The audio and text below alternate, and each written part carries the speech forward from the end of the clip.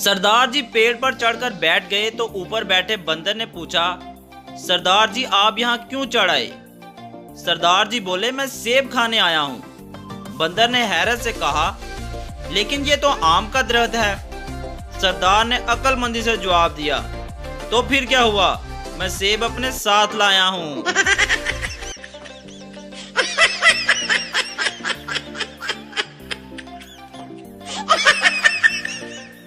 गर्मियों के दिन थे, शाम का वक्त था। यासर ने माँ से कहा, मैं दोस्तों के साथ फिल्म देखने जा रहा हूँ, मेरे लिए खाना रख देना, आकर खा लूंगा, और हाँ मेरा बिस्तर सेहन में लगा देना। फिल्म देखने के बाद यासर और इसके दोस्तों ने होटल में खाना खा लिया। जब वापस घर आया तो सब सोए देखे, मगर इसका बिस्तर कहीं ना था।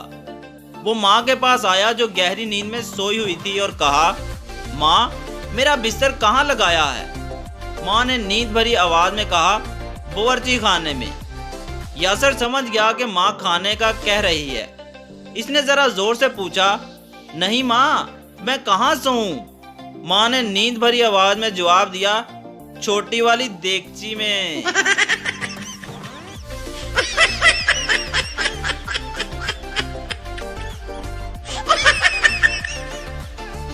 जीएफ, तुम कहाँ हो? पप्पू, बैंक में हूँ। जीएफ, मुझे 10,000 चाहिए न्यू सेल फोन के लिए, 6,000 चाहिए न्यू ड्रेस के लिए। पप्पू, सॉरी मैं ब्लड बैंक में हूँ, अब बता खून पिएगी खून?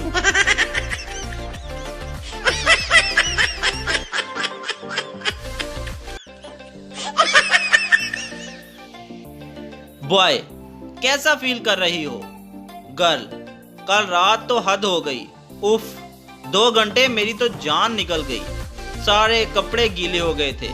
पहले तो 1 घंटा करते थे, मगर कल तो 2 घंटे तक सांस नहीं आई।